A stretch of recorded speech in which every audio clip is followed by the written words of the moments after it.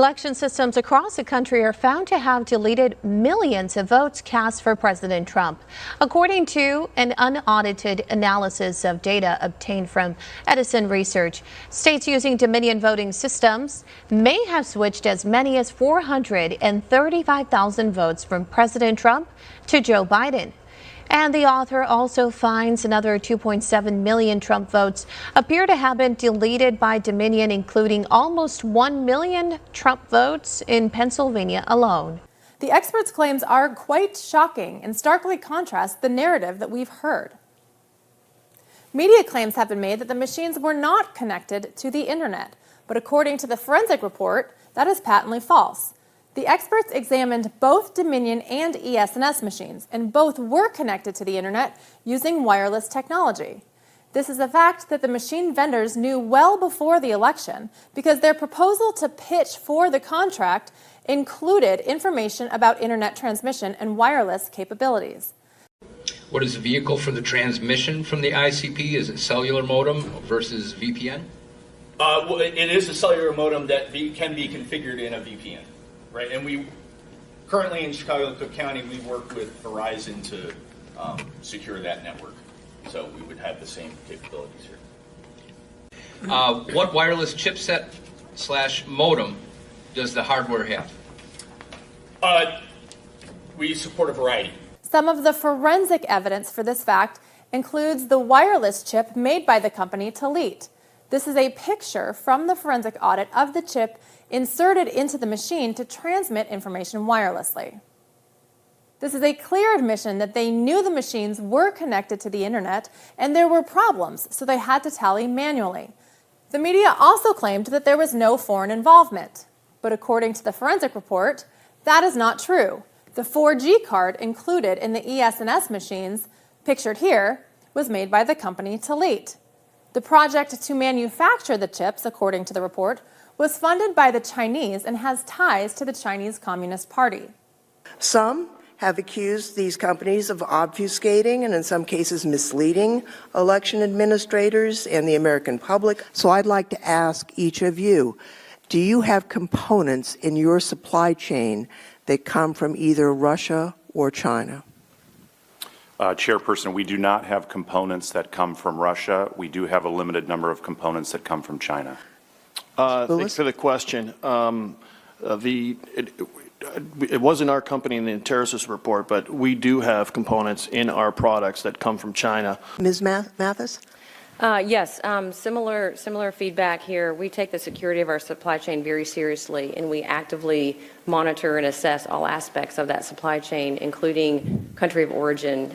So do you have components from China or Russia? We do not have components from Russia, but we do have, similar to my colleagues, we do have components. And what would be the nature of those components? Similar resistors, capacitors, they're the global supply chain for technology components of that sort. And what percentage do you know? I don't have that. We'll follow up with that. Is there any method of voting that's 100% secure? No. No. No. Do you sell voting machines that have network capabilities installed? Can you be more specific, Chair? Yes, you don't have the software installed, but you have the capability of installing it. For remote access software? Yes. We do not. We no longer install any remote access software. That process was discontinued in 2006 and is not allowed by any of the EAC testing. We got a first-hand look when we visited ES&S, the largest manufacturer of voting machines, and talked to CEO Tom Burt. Okay, why is there a Sprint thing here and a Verizon thing here? There's a small percentage of jurisdictions in the country, a lot of them are in Florida, who have decided that they want to modem unofficial results to the election office. Our voting machines are not connected to the internet. Those are not connected. Voting machines themselves are not connected to the internet. And we knew that wasn't true. And cybersecurity expert Kevin Skoglund wanted to prove it.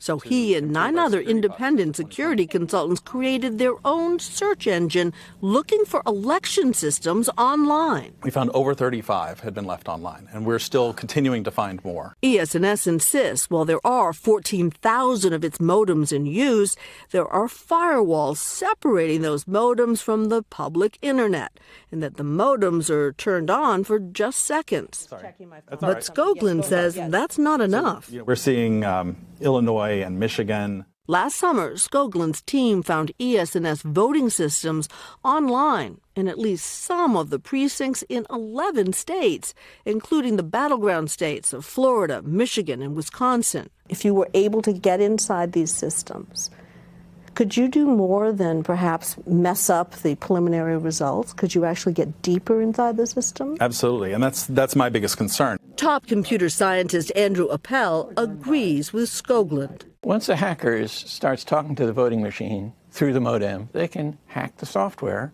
in the voting machine and make it cheat in future elections. In August, Skoglund took his results to election officials and the press, assuming the systems would get taken down. We were astonished when he showed us some of those systems are still online. Modems in voting machines are a bad idea. Those modems are network connections, and that leaves them vulnerable to hacking by anybody who can connect to that network. We should make sure that voting machines are not connected to the internet. Period. Period. Mr. Poulos? Chairperson, we've never had any kind of remote access in our Dominion products. Capabilities. But I will say that I do want to draw a caveat. Some of our tabulators have are designed around the ability to have an external plug-in modem to transmit unofficial results after polls close. Okay. What wireless chipset / modem does the hardware have? We support a variety. It's really up to the jurisdictions what technology they want to use, what's compatible with their networks. Currently, in some jurisdictions, we're using basically a modem that is a 3G modem, GSM, but we can support multiple varieties of modems that can be, including latest 4G standards as well. So that answers the next question: is it 3G or 4G? Verizon, AT&T, or Sprint? I'm assuming all. Yeah, all networks. Right. Just as a point of fact, yeah. I mean, we actually transmit from the ICP in Mongolia as well, so we're not limited in networks. And in Puerto Rico, there's 3 vendors because the island is not covered by any of the vendors completely. So we use 3 different cellular vendors for some ICPs with this vendor, Claro, AT&T, and T-Mobile, I think, in the different parts of the island. So. Analysts say the theft and destruction of votes are attributed to so-called glitches in Dominion software, and the extent to which this affected results can be verified by hand recounts of votes in each state. If these ballots were run through multiple times, as you've alleged, and then you said possibly up to 30,000 times, definitely thousands of times being counted.